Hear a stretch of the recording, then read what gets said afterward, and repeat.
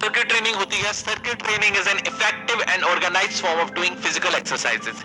यानी एक आपका सही तरीके से प्लानिंग करके आप कुछ फिजिकल एक्सरसाइजेस को करते हो, ठीक है। फिजिकल एक्सरसाइज आप नॉर्मली भी करते हो, जिम में करते हो, वेट ट्रेनिंग करते हो। मैं मतलब वैसे कह रहा हूँ कि जो लोग करते हैं उनके लिए बात कर रहा हूँ। तो लेकिन सर्किट ट्रेनिंग में अंतर क्या होता है, ये आरी मॉर्गन और जीटी एडमसन ने डेवलप करी थी। दोनों ही डिपार्टमेंट ऑफ फिजिकल एजुकेशन से थे, कहाँ के, लीड्स इंग्लैंड के।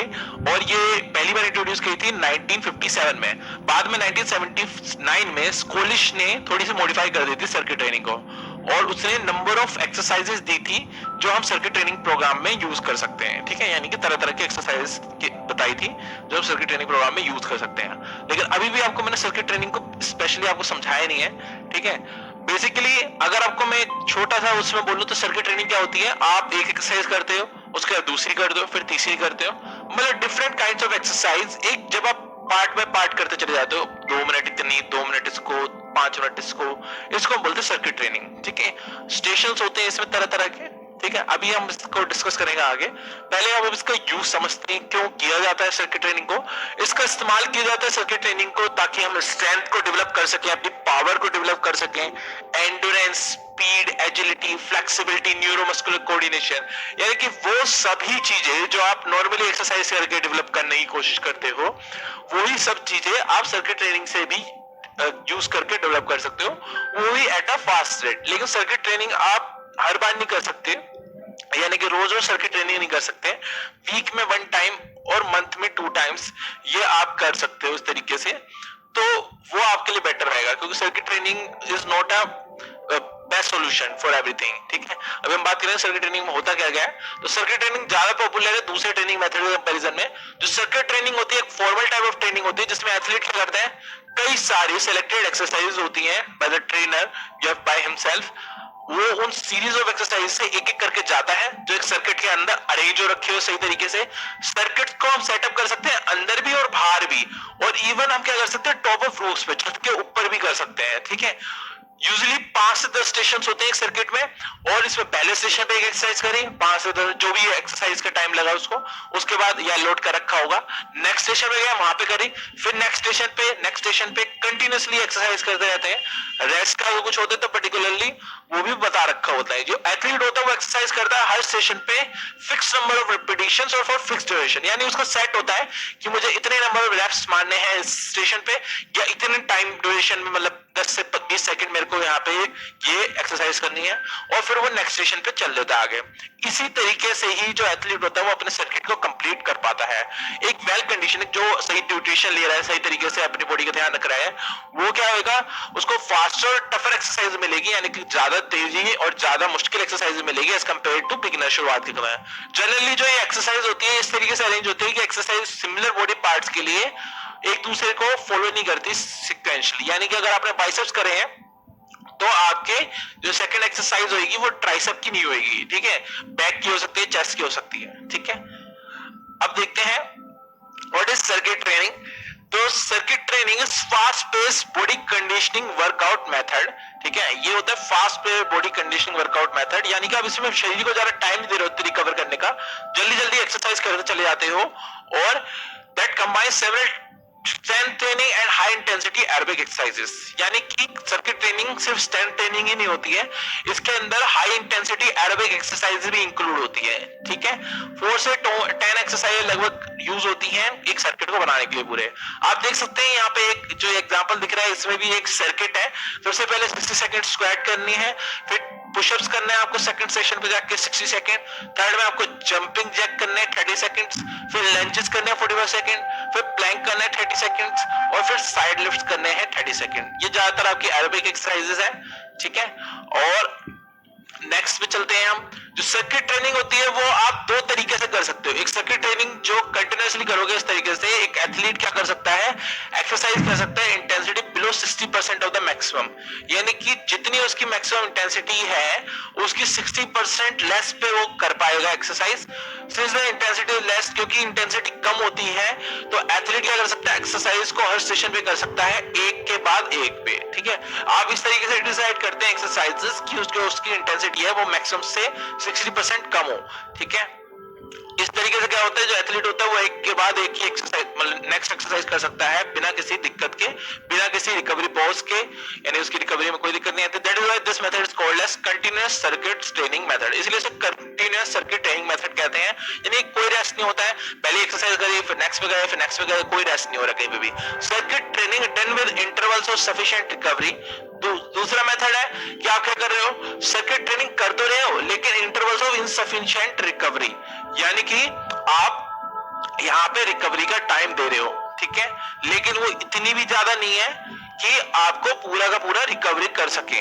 ये जो मेथड होता है हायर इंटेंसिटी के साथ किया जाता है, जो 60% ऑफ द मैक्सिमम से ज्यादा होता है, ठीक है। इसमें ज्यादा इंटेंसिटी होती है क्योंकि एथलीट जो होता है हायर इंटेंसिटी में एक्सरसाइज करता है, तो इसको इंटरवल चाहिए होते हैं रेस्ट के 2 स्टेशंस के बीच में, तो उसको रेस्ट तो देते हैं लेकिन बहुत ज्यादा भी नहीं देते हैं, इतना देते हैं कि बस थोड़ा काम हो जाए, उसको प्रॉब्लम न क्रिएट हो जाए एक्सरसाइज के थ्रू या ट्रेनिंग के through. Classification of circuit training, circuit training को हम 2 तरीके से एक्सप्लेन करेंगे, नेचर ऑफ एक्सरसाइज के बेसिस पे कि किस तरीके की एक्सरसाइज हम उसके अंदर कर रहे हैं उसके बेसिस पे।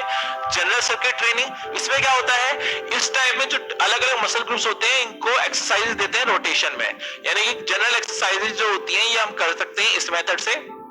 मेथड जनरल सर्किट ट्रेनिंग का कुछ इस तरीके से, ड्यूरेशन लगभग 10 से 12 वीक रहेंगे, फ्रीक्वेंसी 3 दिन 1 वीक में, number of circuit to perform 2 circuit perform करने हैं, total time 30 minutes, maximum load आपको कितना रखना 40% टू 55%, तो ये लेस देन 60% हो गया। Repetitions as many as possible in 30 seconds, repetition ज्यादा से ज्यादा करना है 30 सेकंड्स के अंदर, और रेस्ट 15 सेकंड्स हर दो स्टेशन के बीच में क्या करना है, 15 सेकंड का सिर्फ रेस्ट रखना है। एक ये हो गया जनरल सर्किट ट्रेनिंग मेथड। ये एक और एग्जांपल है सर्किट ट्रेनिंग का, देख सकते हो आप, स्टेशन नंबर 1 पे आपने क्या किया है, रनिंग की है 440 यार्ड्स की, सेकंड पे पुशअप पुलअप्स, और इस तरीके से बाकी एक्सरसाइजेस आपने एक के बाद एक करते चले गए। नेक्स्ट आता है specific circuit training. Specific circuit training में क्या होता है, इस टाइप में स्पेसिफिक मसल ग्रुप्स को एक्सरसाइज देते हैं हर स्टेशन पे, यानी कि पिछले में क्या होता है, रोटेशन में होती है एक्सरसाइज, कभी इसकी कभी उसकी, यहाँ पे हम खास तरीके से किसी पर्टिकुलर मसल ग्रुप को देते हैं एक्सरसाइज हर स्टेशन पे, जैसे कि एक्सरसाइज सिमिलर होती है कॉम्पिटिटिव टेस्ट की, यानी कितना स्ट्रेस पड़ रहा है उससे ही सिमिलर होती है एक्सरसाइज। एग्जांपल के तौर पे जो स्किल्स होगी गेम की वो हम सीख सकते हैं सर्किट ट्रेनिंग की मदद से। कैसे, अभी आप इसको समझोगे आगे पता चल जाएगा। Example of specific circuit training design to develop the skills of hockey. अभी ये देखो, ये स्पेसिफिक सर्किट ट्रेनिंग को डिजाइन किया गया है ताकि स्किल्स को डेवलप करें हॉकी की, यानी कि आपको हॉकी के लिए ट्रेनिंग के लिए आपको कुछ उल्टी सीधी एक्सरसाइज, मतलब उल्टी सीधी तो नहीं कहूंगा लेकिन वो एक्सरसाइज करनी जरूरी नहीं है जो हर कोई वेट ट्रेनर कर रहा है या कुछ, आप डिफरेंट एक्सरसाइज कर सकते हो जिससे आप साथ के साथ हॉकी भी सीख सको। इसलिए ये आपकी कॉम्पिटिटिव ट्रेनिंग भी करता है, यानी कि गेम की भी ट्रेनिंग में हेल्प करता है। जैसे कि पहले स्टेशन है यहाँ पे 10 बॉल्स को कंटिन्यूअसली हिट कर रहे हैं, सेकंड में स्कूप कर रहे हैं 10 बॉल्स को पूरी की पूरे फोर्स से, थर्ड में ड्रिबलिंग कर रहे हैं 5 स्टॉप्स के बीच में जो 6 फीट अपार्ट है, फोर्थ में स्टॉप कर रहे हैं 10 हिट्स को, फिफ्थ में 10 रिवर्स फ्लिक्स कर रहे हैं, सिक्स्थ में डोज कर रहे हैं ओपोनेंट को, लेफ्ट में 5 टाइम्स और राइट में 5 टाइम्स। तो ये देख रहे हो आप, इससे आपकी हॉकी गेम भी डेवलप हो रही है, स्किल भी डेवलप हो रही है। तो सर्किट ट्रेनिंग में जो लोड होना चाहिए उसको धीरे धीरे आपको बढ़ाना चाहिए और एडेप्टेशंस के साथ ही बढ़ाना चाहिए। जब आप उसे एडेप्ट करते जा रहे हो उस हिसाब से जो लोड है उसको इन मेथड से एडेप्ट करना चाहिए, बढ़ाना चाहिए, सॉरी। आप डिफिकल्ट एक्सरसाइज को चूज कर, मुश्किल एक्सरसाइज को चूज कर सकते हो, या फिर आप इंटेंसिटी बढ़ा सकते हो एक्सरसाइज को करने के, या फिर आप नंबर ऑफ रेपिटेशंस बढ़ा सकते हो, या फिर आप अपने नंबर ऑफ स्टेशंस बढ़ा सकते हो सर्किट में, और फाइनली एक सर्किट को कंटिन्यूअसली आप बार बार कर सकते हो, यानी कि 2 बार अगर आपको कह रखा सर्किट करने को तो आप 3 बार कर सकते हो। सर्किट ट्रेनिंग के बहुत सारी एडवांटेज है, बहुत सारे फायदे हैं। टोटल फिटनेस डेवलप होती है अंदर से पूरे शरीर की, एक इंटरेस्टिंग एनवायरनमेंट देता है, आपका इंटरेस्ट आता है एक्सरसाइज करने में, जो भी आपकी ट्रेनिंग है उसमें लोड आप इंक्रीज कर सकते हो टाइम टू टाइम, और ये लार्ज ग्रुप्स तक को अकोमोडेट कर सकता है। इसके बाद हमारा जाता है second, high altitude training, introduction और उसका इंपैक्ट। एथलीट्स आपके ज्यादातर हाई एल्टीट्यूड ट्रेनिंग करते हैं, वो हम देखते हैं कि क्यों करते हैं। तो हाई एल्टीट्यूड ट्रेनिंग ज्यादातर एथलीट्स करते हैं जो अपना एंड्योरेंस को बढ़ाना चाहते हैं, यानी कि अपने किसी भी काम को करने को या फिर जो भी स्पोर्ट खेल रहे हैं उसमें वो ज्यादा देर तक उस चीज को कर सकें, इसलिए वो करते हैं हाई एल्टीट्यूड ट्रेनिंग। प्रेफरेबली इसको किया जाता है 8000 फीट ऊपर किया जाता है सी लेवल के, ये क्यों किया जाता है?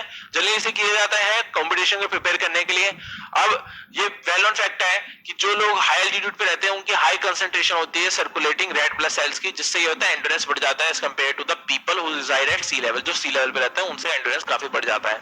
यही कारण है कि ये लोग वहां जाके ट्रेनिंग करते हैं, जिससे इनका भी एंड्योरेंस बढ़ जाता है, क्योंकि रेड ब्लड सेल्स जो होते हैं सर्कुलेटिंग वो भी बढ़ जाते हैं। 1968 मैक्सिको ओलंपिक्स के टाइम पे poor performance was experienced distance running as well as in swimming events lasting over 2.5 minutes. तो मैक्सिको ओलंपिक्स हुए थे 1968 के, वहां पे बहुत ही बेकार परफॉर्मेंस हुई थी लोगों की डिस्टेंस रनिंग में और स्विमिंग में इवेंट्स में भी, जो 2.5 मिनट्स तक ही थे उसमें भी। तो इसके जो पुअर परफॉर्मेंस का कोर्स था वो ये था कि मैक्सिको सिटी का हाई एल्टीट्यूड है, यानी कि कितना है वो 7546 फीट सी लेवल से ऊपर। अब ये इंडिकेट करता है कि इससे क्या होता है, ऑक्सीजन ट्रांसपोर्ट कम हो जाती है हाई एल्टीट्यूड पे। एथलीट जो होते हैं, ये जो आपका ओलंपिक का इवेंट होता है ये भी इतनी हाइट पे हुआ था, तो वहां पे ऑक्सीजन ट्रांसपोर्ट कम हो जाता है हाई एल्टीट्यूड पे। एथलीट्स ट्रेनिंग करते हैं हाई एल्टीट्यूड पे कंपटीशन से पहले, ताकि उनका जो शरीर हो वो ज्यादा से ज्यादा रेड ब्लड सेल्स को प्रोड्यूस करे। और हाई एल्टीट्यूड ट्रेनिंग करने के बाद 14 दिन के बाद वो कंपटीशन में जाते हैं लोअर एलिवेशन में नीचे आके, और जहां पे एडवांटेज लेते हैं जो उनके शरीर में बदलाव हुए होते हैं उसके। अब हाई एल्टीट्यूड का प्रभाव क्या पड़ता है? हाई एल्टीट्यूड पे जो एयर प्रेशर कम हो जाता है, ऑक्सीजन डिफ्यूज हो जाती है रेड ब्लड सेल में, वो भी बहुत धीरे धीरे होती है। तो अब ये जो धीरे धीरे रेड ब्लड सेल्स में डिफ्यूज हो रही है ऑक्सीजन, तो रेड ब्लड सेल्स अगर कम होंगे तो ऑक्सीजन कमी आएगी। अब इस कंपनसेट करने के लिए ऑक्सीजन की कमी को, तो क्या होता है, एक बॉडी हार्मोन होता है जिसका नाम होता है एराइथ्रोपोएटिन, ठीक है, ईपीओ।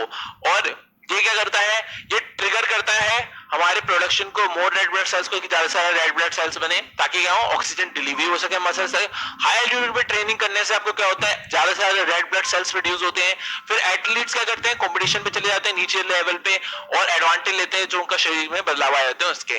ज्यादातर जो स्टडीज है वो ये इंडिकेट करती है कि जो आइडिया है एडवांटेज लेने का बॉडी की फिजियोलॉजिकल चेंजेस के हाई एल्टीट्यूड पे, ये एक नेचुरल ब्लड डोपिंग इफेक्ट है।